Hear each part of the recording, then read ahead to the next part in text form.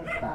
वो कुशल राजनीतिक नहीं है और राजपथ से भ्रष्ट है। ऐसे लोगों को राजनीति में नहीं आना चाहिए, जिसको मेमोरियल पावर नहीं है, जिसको राजनीति पता नहीं कि राजनीति क्या चीज है, राजनीति कहते किसे है, राजा का धर्म क्या है, राजा का कर्म क्या है, शासक को कैसा होना चाहिए।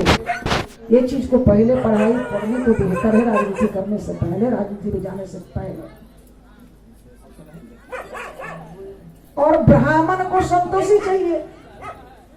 अब ये हमारे तबले वादक का नाम ही है संतोष जी, लेकिन ये बराबर और संतोष रहते हैं। संतोषम परम सुखम।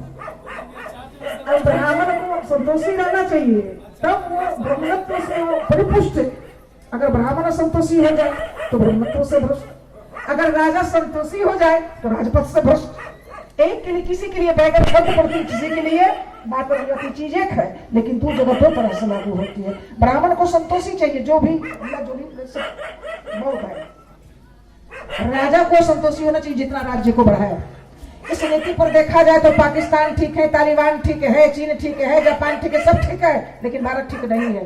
खैरियत है, भगवान की लाख लाख शुक्र है कि 10 साल से 8 साल से कोई ऐसे हमारे देश में कोई ऐसे नायक बन गए हैं जो इन सब बिगड़े हुए चीजों को संभाल रहे हैं। और हम लोग को उनको संभालना चाहिए, जो संवारने में लगा हुआ है, जो बढ़ाने में लगा हुआ है, जो घटी हुई चीजों को वापस ला रहा है अपने देश में, उसके साथ हमेशा कमर कस के खड़ा रहना चाहिए। चाहे सस्ती हो चाहे महंगी हो, जितना झेलना हुआ झेल लेंगे, ये हमारी घर की बात है। लेकिन पहले हम अपना देश को बचाएंगे, देश को सुरक्षित करेंगे, और देश हमारा जो दूसरे में चला गया उसको वापस लाना है।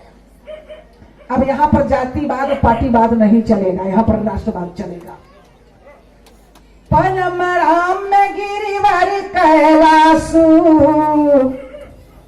अभी एक साल पहले फिर चीन चढ़ गया ना, और लेंगे।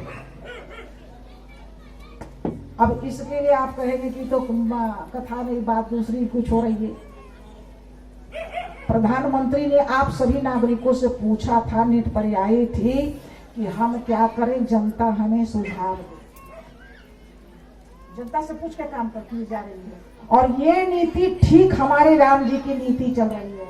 एक बार राम जी ने सभी नागरिकों को बुला करके बड़ी सभा लगाई और उन्होंने अपना प्रस्ताव को रखा और कहा, आप सभी जनता जनार्दन हैं, हम शासक हैं, अगर आपके साथ कुछ अनीति करते हैं तो आपका अधिकार है कि हमें रास्ता पर लाए, हमें समझाएं, हमें सुझाव दें और संवारें। जो अनीति कछु भाषो भाई, तो मोहि बर जहु भय बिसराई। तो हमें आप फर्ज करेंगे, यानी निर्भय हो करके आप हमें कंट्रोल करेंगे, अगर हमें ऑटो कंट्रोल हो जाओ तो। और ये नीति मुझे बहुत अच्छी लगती है। क्या किया जाए? अब जब हमारे भारत सरकार ने मुकाबला करने को तैयार हो गई तो चीन आ गया रास्ते पर, कहता है समझौता कर लो। पूछा गया कि जनता क्या कहती है भारत की, क्या हम समझौता कर लें चीन से? अब आप लोग क्या दिए होंगे मतदान, मैं नहीं जानती। अब जिसको समझ में आएगा वही तो कुछ मार्गदर्शन करेगा कि समझौता किस बात पर होगी चीन से। क्या हमारी वो कैलाश पर्वत लौटा देगा? क्या मानसरोवर लौटाएगा? क्या हमारी और जो गलवान घाटियां वगैरह है वो सब वापस आएंगे? अगर ये सब लौटाता है तो समझौता कर लीजिए, नहीं लौटाता है तो ठोकिए, सठम साठम समाचार ठोकेंगे, लड़ेंगे।